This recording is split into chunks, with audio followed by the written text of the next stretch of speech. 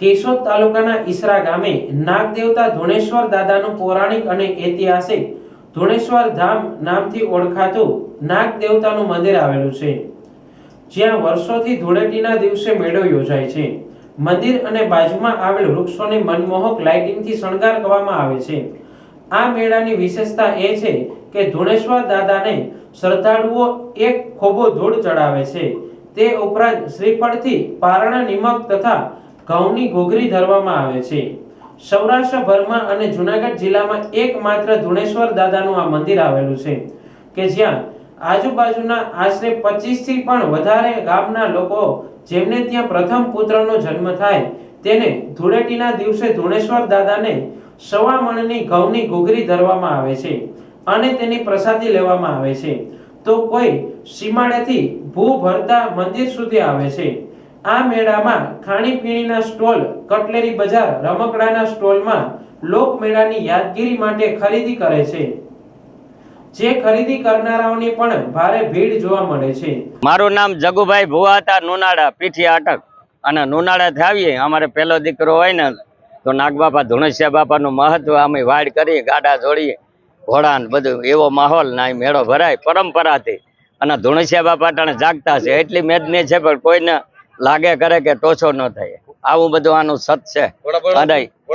હા, ઘોડાની રેસ છે, બળદગાડાની હોય, પણ સમય જતા બળદગાડા ઓછા થઈ ગયા। અમે લઈ આવીએ, માતાજી ધુણેશ્વર બાપાની મરજી છે ને નાગબાપાની, અમે ગાડું લઈને આવીએ, એક ઝલક બતાવી દઈએ, એક ઝલક। એનું શું કારણ આ રેસ નો એમ કે અહીં મજા આવે કે 12 મહિના હાંસવે થનગનીઓ કરી કોણ હર કેનું ઘોડું હર, નામ રહનતા ઠકરા નાણા નહીં રહી, કીર્તિના કોટડા, એક નામ અમર થઈ જાય ને। માછલી ન થઈ ગઈ દાડીમ દાદાની, પટ્ટી ઘોડી તારા પગડા, હાલાજી તારા હાથ અહીંથી પર જાજા છે, ભાવનગર, સુરત, અમરેલી, જાફરાબાદ, આમ પછી સેટ ઉપલેટા, પોરબંદર, આ બધો અમારો આનંદ મેળો નો માહોલ। હાલો રે માનવ્યો હાલો, ઈ રે મેળામાં મજા છે, મનનો રે માનેલો છે।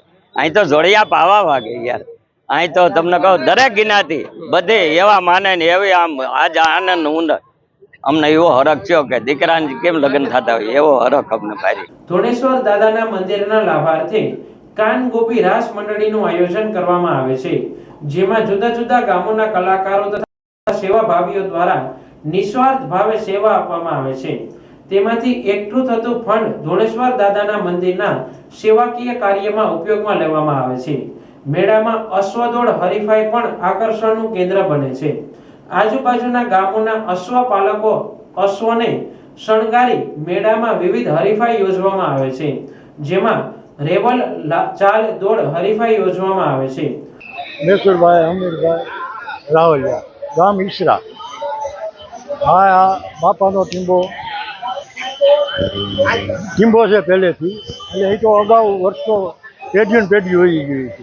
હવે એમાં આજે ધૂળની માન્યતા થતી, હવે ધૂળની માન્યતા થતા પછી હવે ઘૂઘરીની માન્યતા કરવા માંડ્યા, અને એમાં એ દીકરીના હવાપાલીની, દીકરાની હવામાનની ઘૂઘરી થાય હતા। હવે આ જે છે કંઈ આપણે આ આટલો મેંઢખો તો છે ને, કવિડો મેંઢખો છે, કોઈથી કોઈને કંઈ થતું નથી।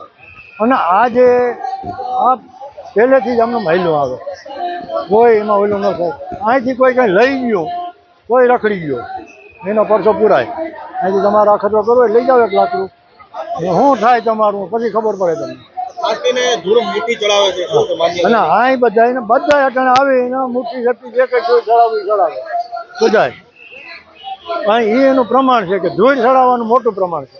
પછી આપણે પૈકી લાગવા જઈએ, પછી રૂપિયા ધરી કે ન ધરી એ મહત્વ એ પાછું જુદું છે, પણ જે મુઠ્ઠી ધૂળ આમ કૂબો ભરી એને આને ખોઈ કહેવાય। એ 5 ખોયું કરે, લુગડામાં લઈ અને ચડાવે। ના, બળદ ગાડા પહેલાં બળદ ગાડાનું હતું, એ અહીંથી ગમે એટલો મેંઢખો હોય, આ એક આ તળાવ છે, તળાવ ટપી જતા ગાડા, કોઈને કંઈ ન થતું, આવી બાપાની દયા છે।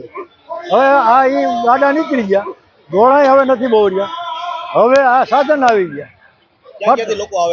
હા, હવે લગભગ 25 ગામના તો આવતા આવી ગયા, આજુબાજુના બધા ફરતા આવે। ધુણેશ્વર દાદાના મેળામાં ધૂળેટીના દિવસે સવારથી લોકો ઉમટી પડે છે। આખો દિવસ મેળાની મોજ માણે છે. આ મેળામાં આજુબાજુના 25 થી પણ વધારે ગામના લોકો મેળાનો લાભ લે છે. વર્ષો પહેલા આ મેળામાં શણગારેલા બળદગાડાઓમાં લોકો મેળો કરવા આવતા અને બળદગાડાની હરીફાઈઓ પણ યોજાતી. ધીમે ધીમે ટ્રેક્ટર, ફોર વ્હીલ તથા બાઇકો સહિતના વાહનોની સગવડો વધતી જતા હાલમાં બળદગાડાઓ જવલ્લે જોવા મળે છે. ઘોડેસવાર ઘોડા દોડાવવાની હરીફાઈ કરે છે. ધુણેશ્વર દાદાના સાનિધ્યમાં યોજાતા મેળામાં ધુણેશ્વર દાદા સમિતિ દ્વારા ચા, પાણી, ભોજન, પ્રસાદની વ્યવસ્થા કરવામાં આવે છે. કોઈ પણ જાતનું ફંડ લેવામાં આવતું નથી. લોકો સ્વૈચ્છિક અનુદાન આપે તે પણ સ્વીકારવામાં આવે છે. યોજાયેલા મેળામાં મોટી સંખ્યામાં ભાવિકો જોવા મળે છે. 18 વર્ણ, નાત, જાતના ભેદભાવ વગર મેળાના આનંદ સાથે ધુણેશ્વર દાદાના મંદિરે ધૂળ ચડાવી દર્શનનો લાભ લે છે. જય ધોળસિયા બાપા. મારું નામ મિલન બાપુ છે. હું અહીં ઈસરા ધુણેશ્વર ધામનો પૂજારી છું.